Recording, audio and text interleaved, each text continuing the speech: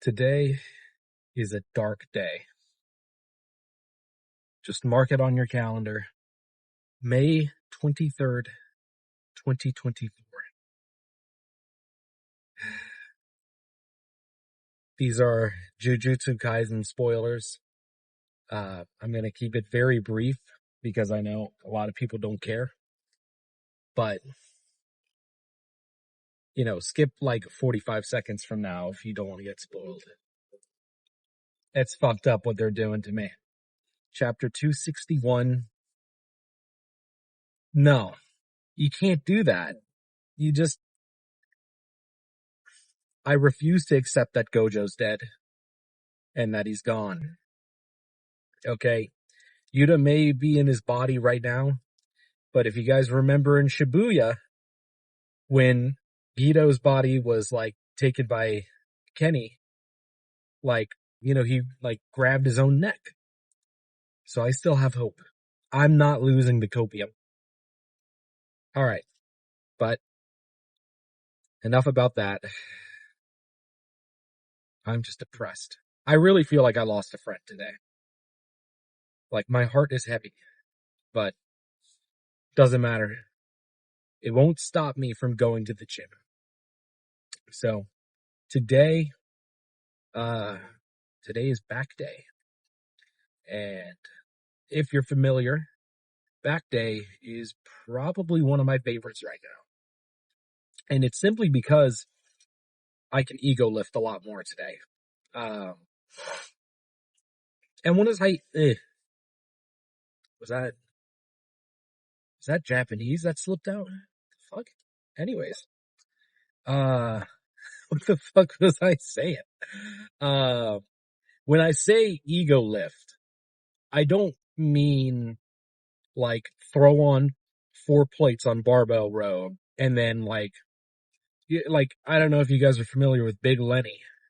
It's this freak. I don't mean that in the best of terms. He's just roided out.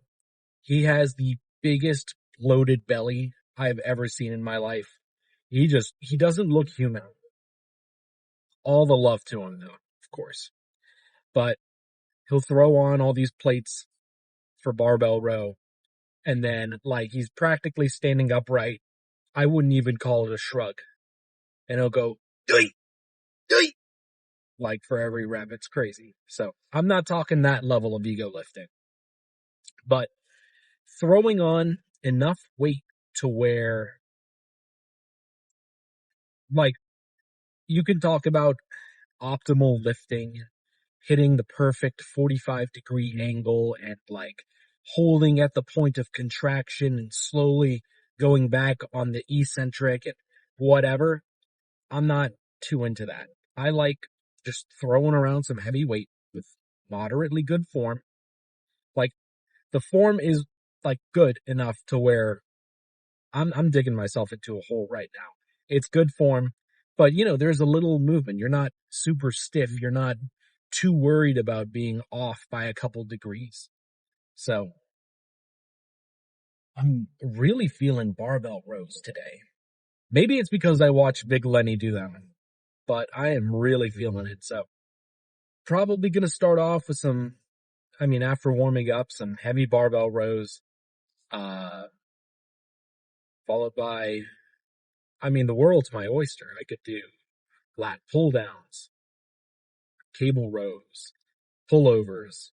It'll be a variety of that stuff. Who knows? We'll see. I always talk about it on my back days. I'm not a big fan of the chest supported T-bar row. Just because I have to go pretty heavy for me to get a good working set in. So, you've got 3 plates on the T-bar row. And while the contraction feels great, it is just squeezing me into it's the chest support is digging into my stomach. And it makes me feel nauseous just because of how much pressure is on my stomach. So I'm not a fan of that. And I feel like I'm fighting to breathe. And I just don't like it. I don't like it that much.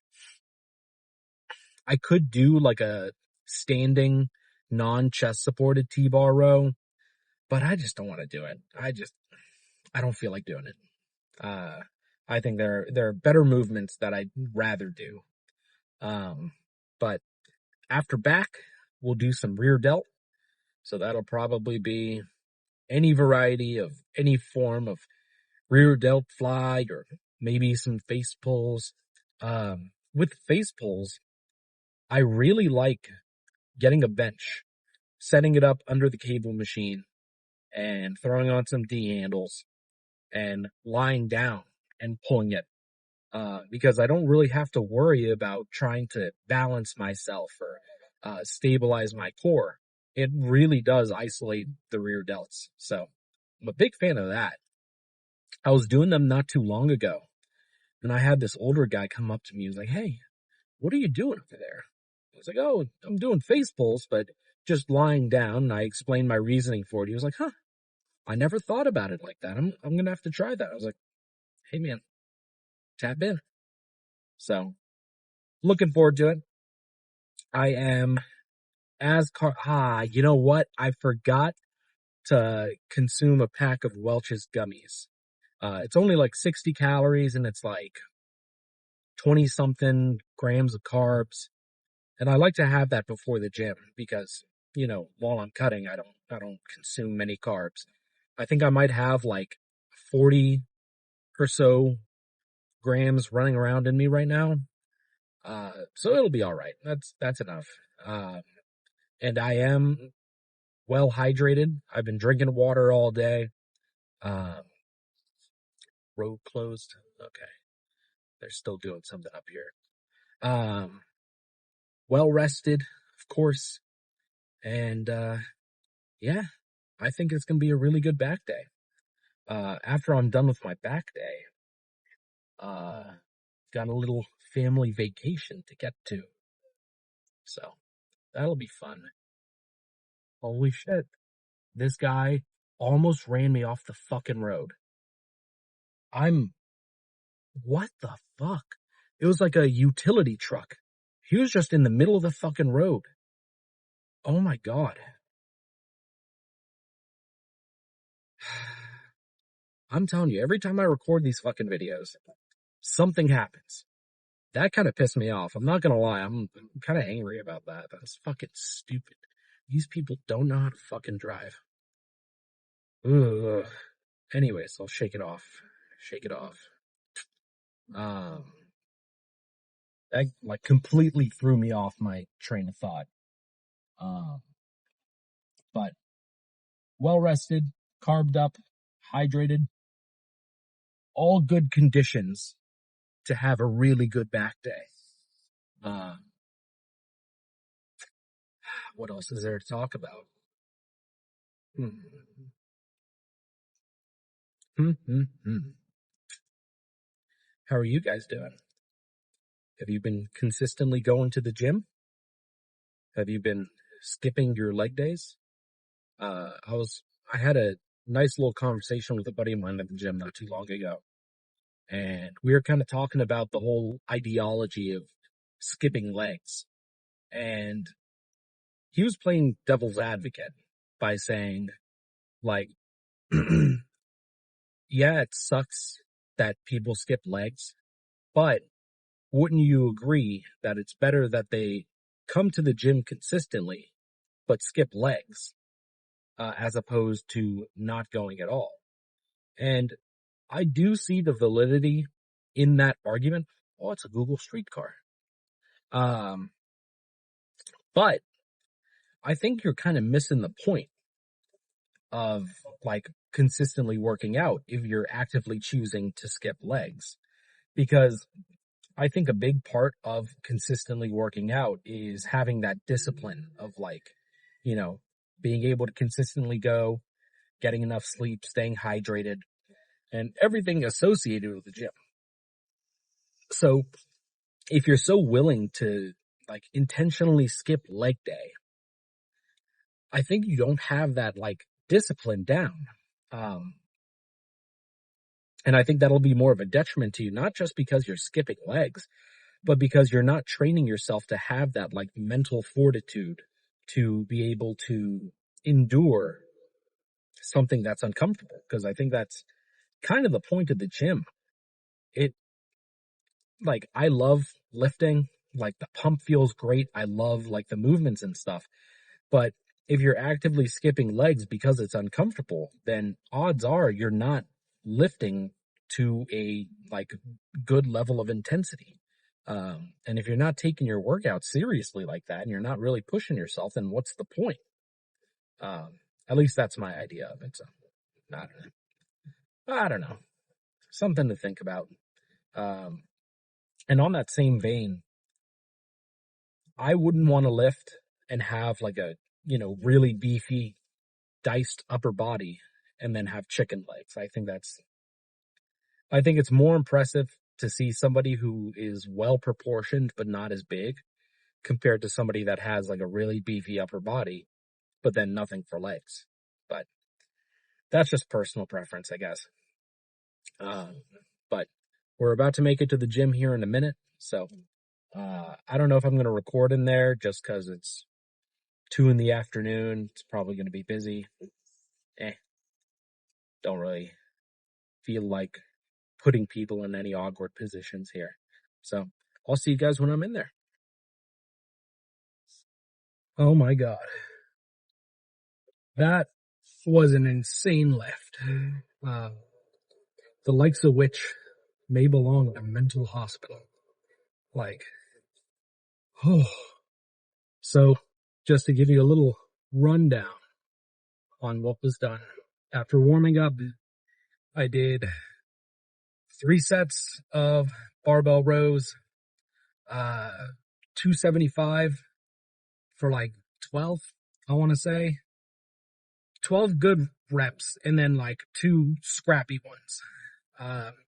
And then I dropped it to 225, and then did 2 sets of like 10 to 14, something like that. After that, I did that chest supported, seated, like low row, the plate loaded guy. You've seen me do it before. Anyhow, 3 plates, did that for 2 sets of, I don't even remember, it was the range of like 10 to 12, something like that. And then I did 2 sets of cable pullovers. I'm cooked. I am fucking cooked.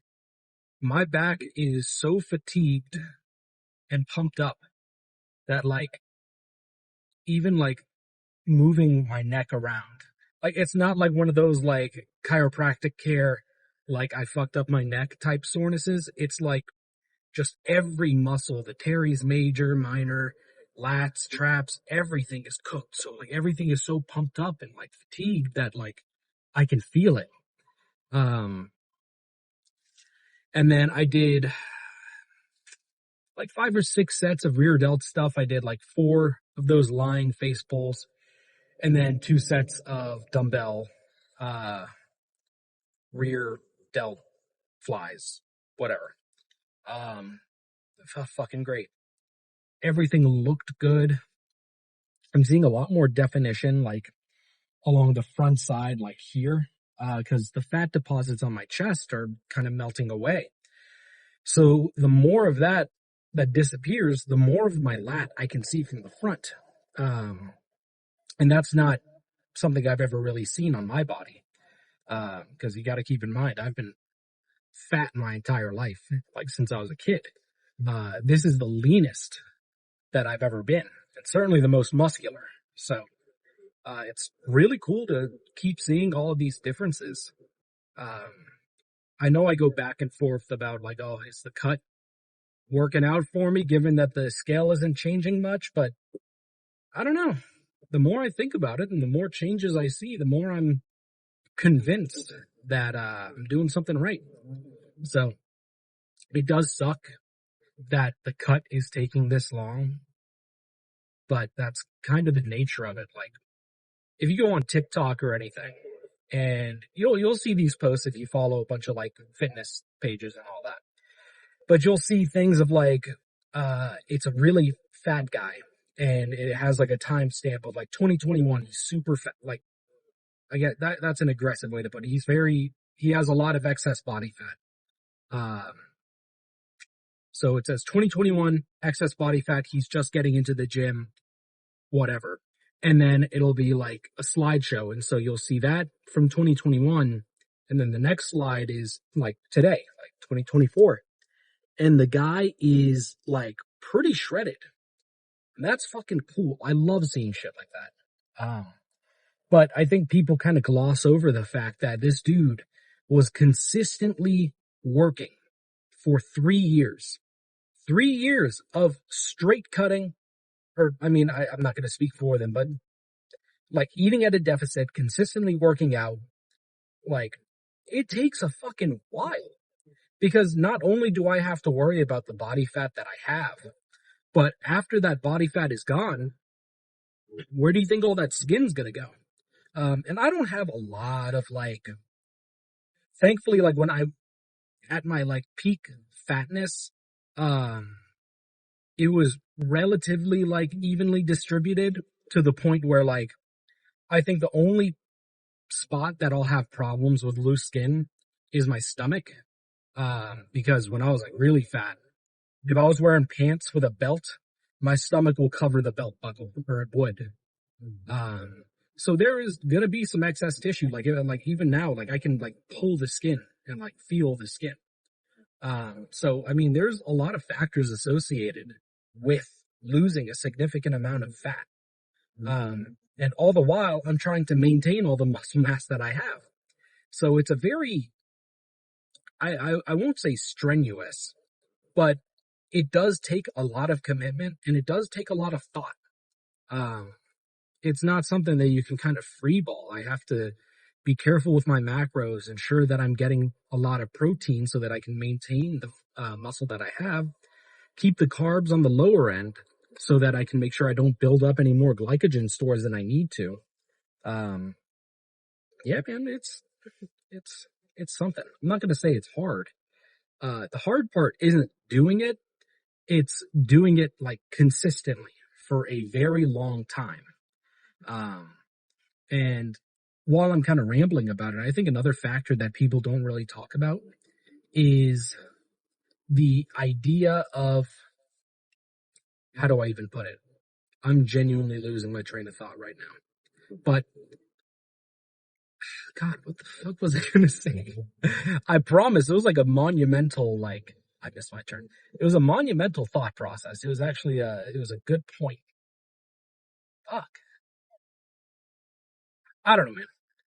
Point being, takes a lot of time, takes a lot of effort, takes a lot of mental effort to keep going.